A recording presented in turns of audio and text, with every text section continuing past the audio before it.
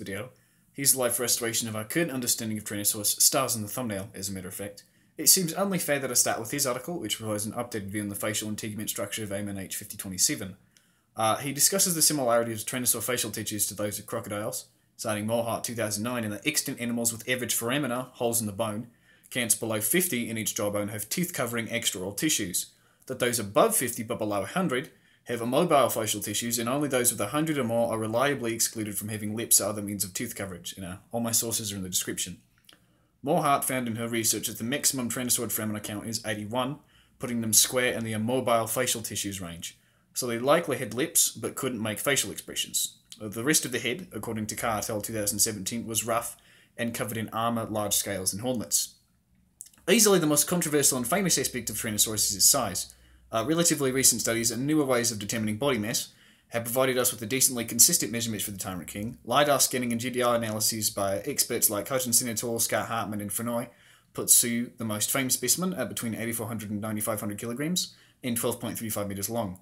Hartman admitted that his 8,400 kilogram estimate was likely too low, while Hutchinson wrote that the 9,500 kilogram feature was too high due to rib mounting displacement issues in the skeleton, making Frenoy's 8,800 kilogram mass a reasonable middle ground. It seems that range is the expected average size for a fully grown T.rex. Trix is comparable in size to Sue and is the only known specimen that is older, while other specimens are several years and several hundred kilograms behind them. The maximum hypothetical size of Tyrannosaurus, according to Thomas Holtz and Dave Hone, ranges from 10 to 20% larger than Sue, indicating a mass ceiling of 9,700 to 10,500 kilograms. Pretty decent, I would say. Coming in second place for flame war potential is the feathering associated with Tyrannosaurus. As far as I understand it, based on the most updated studies like Bell, et al. 2017, T.rex was chiefly scaly with some thin filamentous integument brushed across its upper body and possibly its arms. Not the ancient iguana-like reconstructions, but hardly feather knots in material either.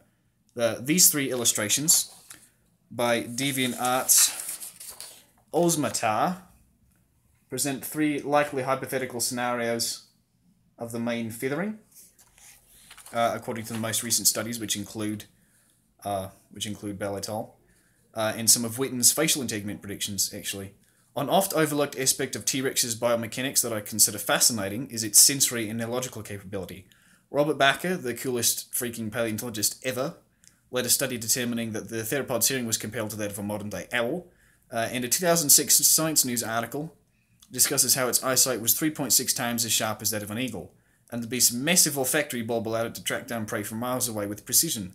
As far as intelligence goes, Hilbert, Ridgely, and Whitmer calculated the encephalization quotient of T-Rex and placed it in a comparable range to modern crocodilians. That doesn't seem particularly impressive at first, but it's important to recall that crocodilian intelligence is often underestimated. Mugger crocodiles have been recorded participating in elementary tool use in India, after all. Some sundry facts and statistics seems like an appropriate finish to the video. According to Bates and Falkingham 2012 and Erickson Gignac, not honestly sure, it's a cool name, whatever, 2017, T-Rex's legendary bite force ranges between 8,500 and 57,000 newtons. Tyrannosaurus was a dynamic predator, known from healed attack marks on ceratopsians and hadrosaurs it hunted, but it wouldn't have turned down a female in the form of carrion. Tyrannosaur Trackways in Canada indicate that they possibly hunted, or at least travelled in groups of prides. And although this is a more subjective pseudo-fact, Tyrannosaurus rex remains the most popular dinosaur in the history of planet Earth. So that about covers it for our current understanding of the Giant Lizard King.